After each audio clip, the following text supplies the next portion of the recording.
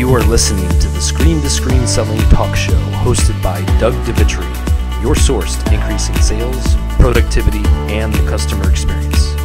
In each show, we will sit down with world-class thought leaders to discuss latest trends, innovative concepts, and ideas to keep you ahead of the curve using the latest technology.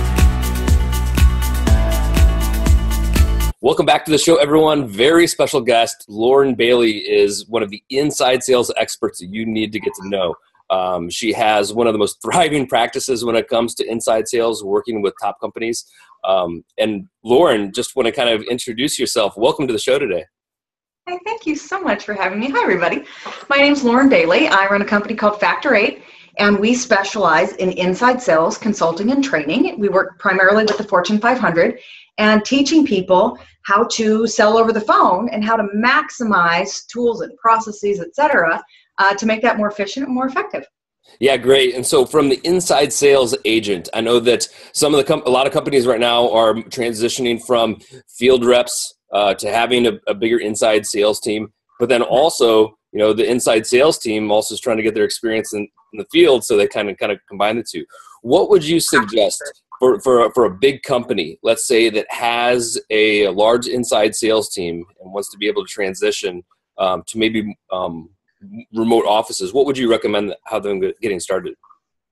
Boy, there's so many different parts to that question. So first of all, you're exactly right. The movement is from field sales to inside sales.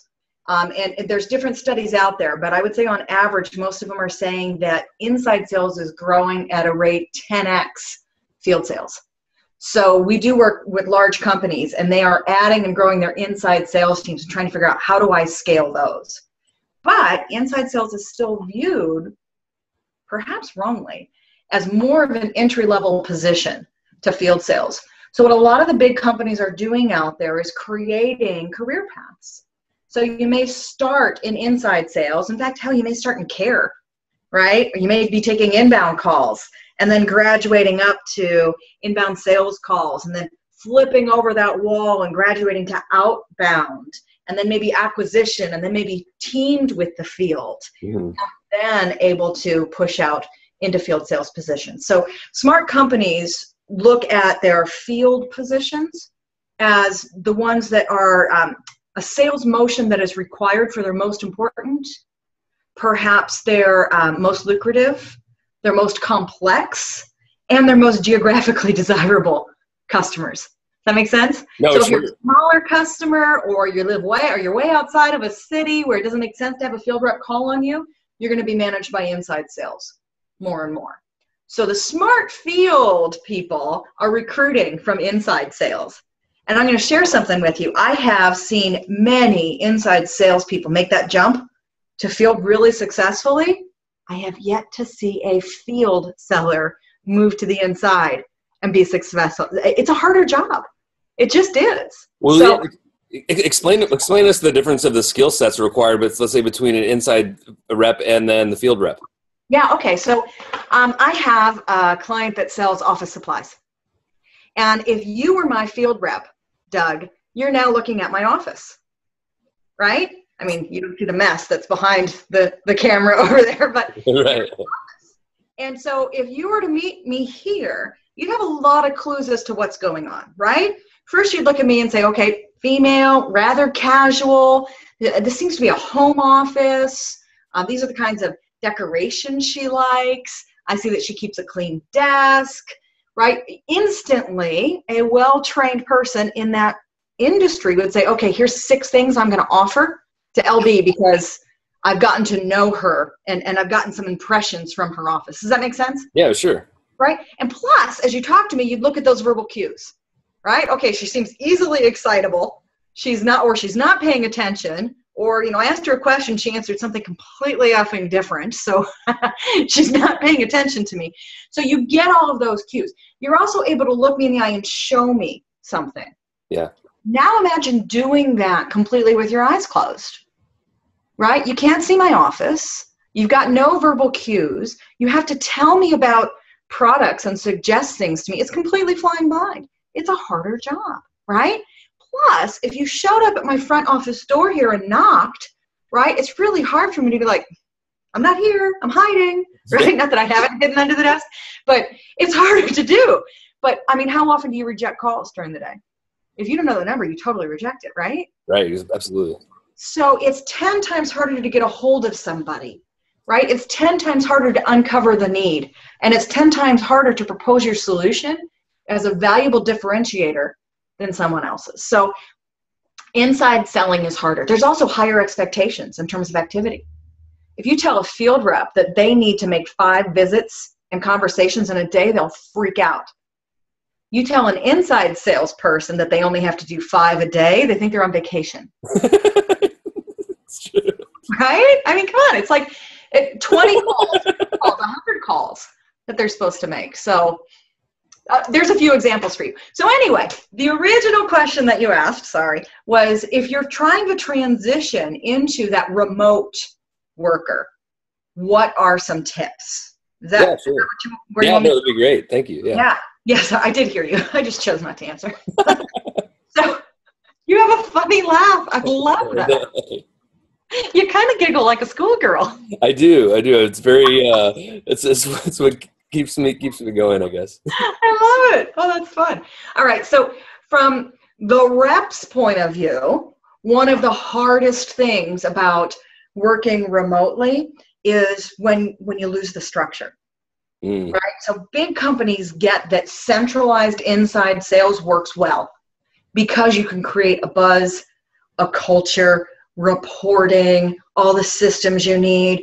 Really smart ones even kind of run a cadence, right? We're going to start in the morning with a huddle. We're going to have some power hours for dialing. There's training available down the hall. There's a contest over here I can be a part of. I see my name's in light to the right.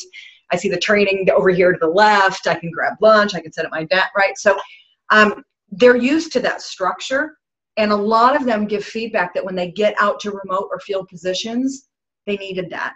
They craved that. It's really hard to create it from scratch. Just as much as the field person moves inside, and they're like, what is this bullshit? Right? Like, this is what's going on. From a management point of view, if you think about you've got a team that's working remotely, there's a lot of structure that needs to be created, right? If you're used to being able to walk the row and check in and see what's going on, it doesn't work anymore. So we have to have pre-scheduled meetings and better expectations around how we're going to communicate and how to support the people that are there. And then don't get me started. You are the expert on this. What are we going to do for tools? Are we just going to talk on the phone? What additional tools does that remote person need? Right? Can we still meet face to face? I got to tell you, I'm a big proponent of you can sell anything over the phone, but it's a hell of a lot easier if I could see you, right? I'm having a lot more fun in this interview because we're chatting. Well, you had mentioned earlier about having the conversation that, it's kind of like having wear your blinders on and over the phone, and it's 10 times harder, right? Well, now we have. This is such a good idea. We should write a book about inside sales, and this is the cover. Right? Inside sales.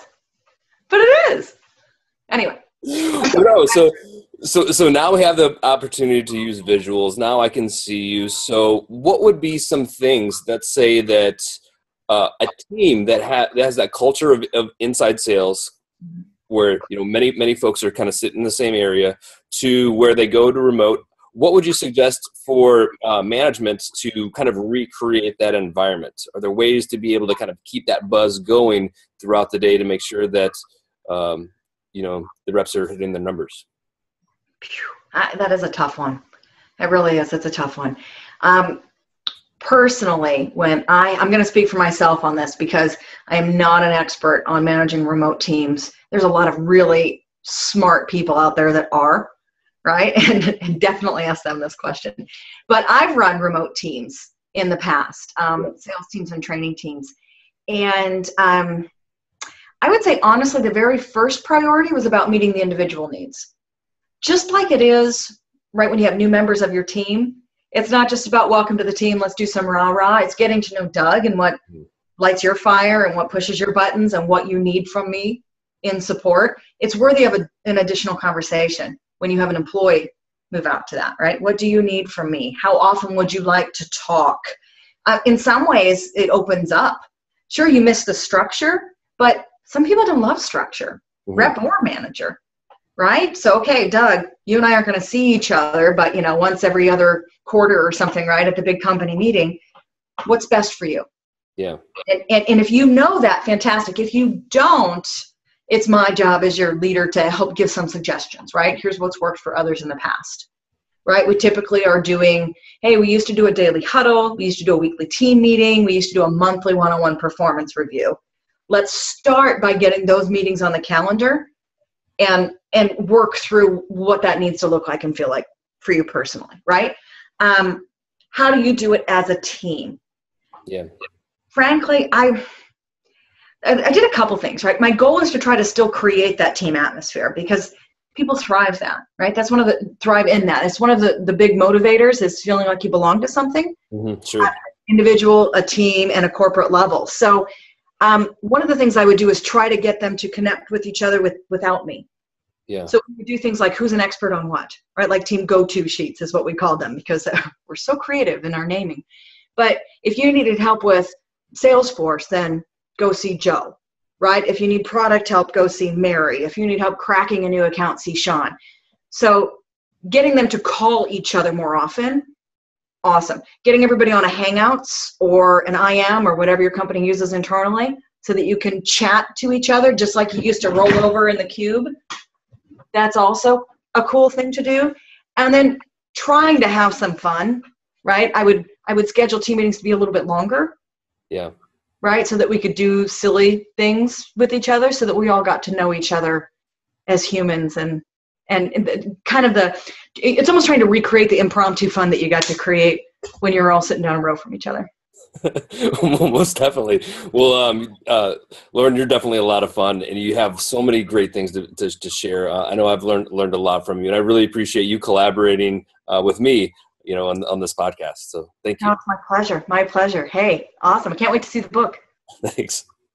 You are listening to the Screen to Screen Selling Talk Show hosted by Doug DeVitri, your source to increasing sales, productivity, and the customer experience. In each show, we will sit down with world-class thought leaders to discuss latest trends, innovative concepts, and ideas to keep you ahead of the curve using the latest technology.